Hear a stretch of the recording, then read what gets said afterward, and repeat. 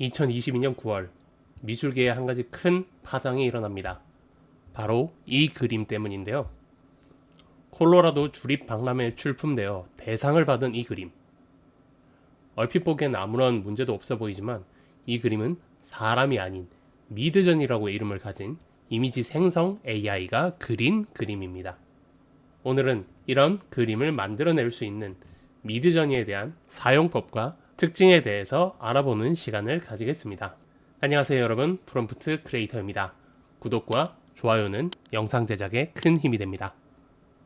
미드저니를 실행하기 위해서는 가입 및 설치해야 될 프로그램이 있습니다. 디스코드라는 채팅 프로그램입니다. 이 프로그램을 먼저 설치해보죠. 구글에서 디스코드를 검색합니다. 디스코드.com으로 되어 있는 곳으로 접근하면 됩니다. 이곳에서 윈도우용 다운로드를 클릭합니다. 다운로드가 완료되면 설치 파일을 클릭합니다.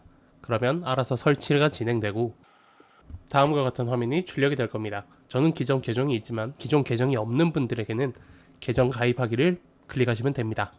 여기서 이메일과 사용자명, 비밀번호, 생년월일을 입력한 후에 계속하기 버튼을 눌러주시면 가입이 바로 완료됩니다. 이런 화면이 출력되면 디스코드로 정상적으로 접근이 된 것입니다. 그럼 디스코드는 되었으니 미드저니에 대해서 가입을 해보도록 하겠습니다. 구글에서 미드저니를 검색합니다. 그럼 미드저니.com이라고 되어 있는 곳을 접근합니다. 다음과 같은 화면이 출력되는데요. 새로 저희는 가입부터 해야 하니 사인인이라는 곳으로 들어갑니다. 사인인 버튼을 누르면은 아까 보았던 디스코드에 대해서 로그인하는 화면이 출력됩니다. 이곳에 가입한 이메일과 비밀번호를 치고 로그인해 주시면 됩니다. 그럼 다음과 같은 화면이 출력되는데요. 이곳에서 승인 버튼을 눌러주시면 바로 연결되는 것을 볼 수가 있습니다. 하지만 미드저니는 구독하지 않으면 사용을 할 수 없기 때문에 구독을 먼저 진행을 해야 됩니다. 메인 화면에서 보이는 퍼체스 플랜을 눌러주세요. 미드저니는 총 3가지 구독 플랜을 가지고 있습니다. 베이직 플랜은 한 달에 $10를 내고 스탠다드 플랜은 한 달에 $30, 프로 플랜은 한 달에 $60를 내는데요. 각각의 차이는 베이직 플랜은 한 달에 생성 가능한 이미지 숫자가 제한이 되어 있습니다. 약 200회 정도로 제한이 되어 있고요. 스탠다드 플랜부터는 무제한적으로 이미지를 생성할 수 있습니다. 프로 플랜은 12개의 동시 이미지를 생성할 수 있기 때문에 이미지를 많이 생성하신다면 프로 플랜을 사용하시는 것도 좋은 방법이라고 생각합니다. 저 같은 경우는 스탠다드 플랜을 한번 구독해 보도록 하겠습니다. 참고로 연간 결제를 하게 되면 약 20% 정도의 할인이 있기 때문에 참고하시면 좋을 것 같아요. 저는 일단 한 달짜리 월간 구독으로 진행을 해보도록 하겠습니다. 다음과 같은 화면이 뜨고 구독을 진행하면 구독이 완료되었다고 출력이 됩니다. 구독을 했는데 뭔가 달라진 건 없죠. 이건 디스코드 화면으로 돌아와 보시면 됩니다. 좌측에 미드저니 봇과 미드저니 서버가 출력되어 있고요. 미드저니 서버는 여러 사람들이 미드저니를 통해서 이미지를 생성하고 있는데요. 그런데 저는 이렇게 공개된 공간 말고 나만의 프라이빗한 공간에서 이미지를 생성하고 싶다는 생각이 드네요. 그럼 어떻게 하면 될까요? 이곳에서 서버 추가하기 버튼을 누릅니다. 직접 만들기, 나와 친구들을 위한 서버. 여기서 저는 프롬프트 크리에이터 앤 미드저니라고 하겠습니다. 이런 화면이 출력되는데요. 하지만 아직 미드저니를 사용할 수는 없습니다. 미드저니 기능을 이 서버에 집어넣어야 하기 때문인데요. 어떻게 하면 미드저니의 기능을 이 서버에 집어넣을 수 있는지 알려드리겠습니다.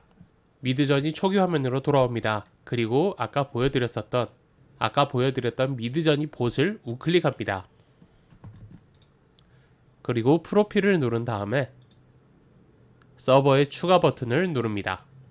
하단에 보면 서버 선택하기라고 보이는데요. 이것에 여러분이 만든 서버의 명칭이 출력이 될 겁니다.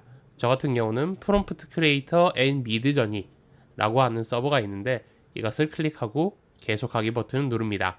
이런 팝업 창이 뜰 텐데 승인 버튼을 눌러주시면 캡처가 뜨고 바로 추가가 완료되었습니다. 그리고 다시 아까의 서버로 돌아가 보면 됩니다. 제 서버에 미드저니 봇이 들어온 것을 확인할 수 있습니다. 그럼 여기서부터 미드저니를 바로 사용할 수가 있습니다. 어떤 것부터 먼저 사용해 볼까요? 먼저 빙 이미지 크리에이터 때 사용했던 것처럼 고양이 이미지를 한번 생성해 보겠습니다. 생성하는 방법은 슬러시를 버튼을 누르면 이매진이라는 명령어가 나옵니다. 이 명령어를 클릭하시고 cat이라고 친 다음에 엔터를 쳐보겠습니다. 약간의 시간이 지난 후에 4종의 고양이 이미지가 나왔습니다. U는 뭐고 V는 뭘까요? 한 번씩 실행해보죠. U1 버튼을 누르면 첫 번째 이미지에 있던 고양이가 확대되어서 나왔다는 것을 볼 수가 있네요. 그러면은 V1을 한번 눌러보겠습니다. V1을 누르게 되면 아까 첫 번째 있던 고양이 이미지에서 약간씩 달라진 모습들을 보여주고 있습니다.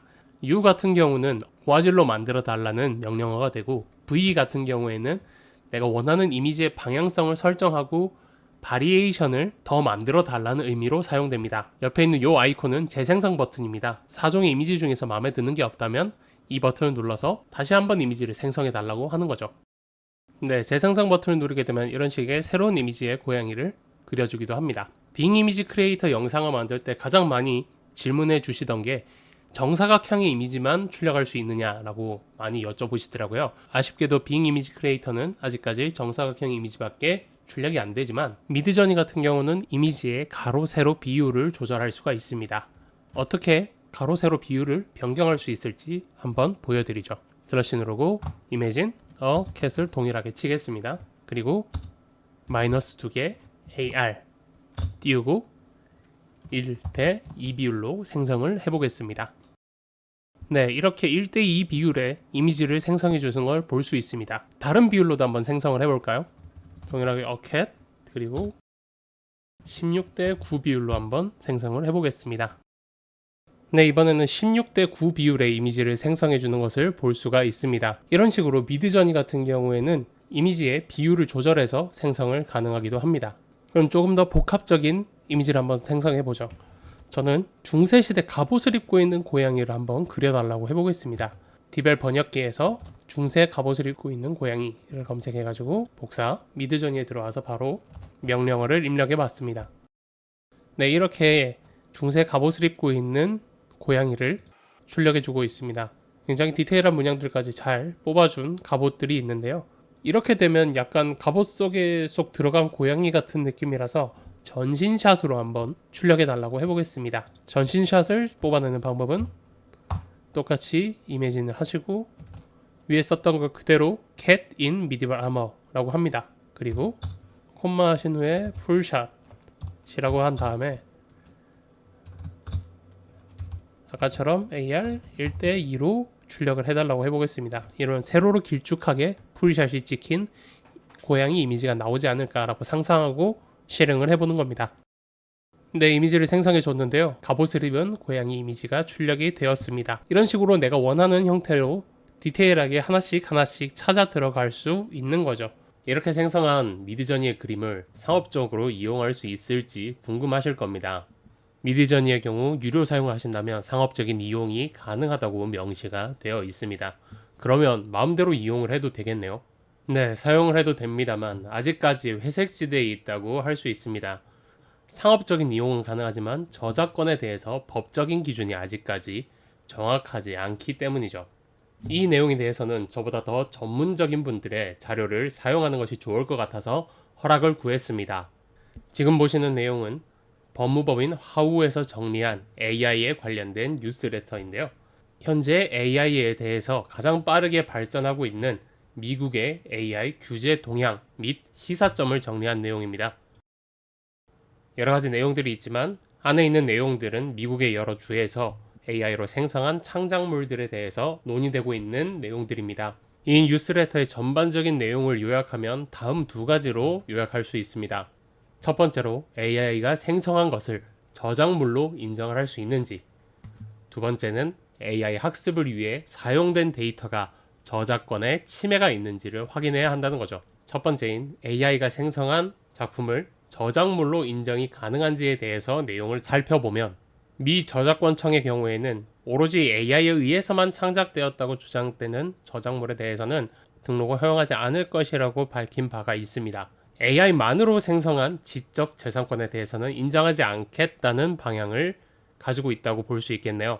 하지만 포인트는 AI만으로 생성한 것이기 때문에 AI가 생성한 그래픽 소설에 대해서 만들어진 이미지 자체의 저작권 존재만 부정할 뿐이지 인간이 개입한 소설 내용에 대해서는 저작권을 인정하는 판례를 보여줬습니다.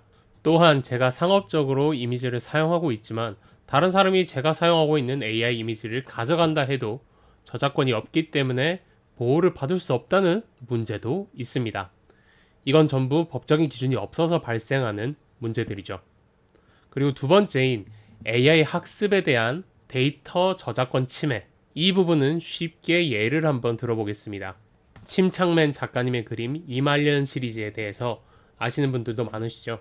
이 그림을 홍길동이란 사람이 자신의 AI에게 침착맨님의 그림을 학습시켰다고 하겠습니다. 그리고 이 그림체를 이용해서 새로운 그림을 만들어냈다면 이 경우에 저작권은 어떻게 해야 할까요?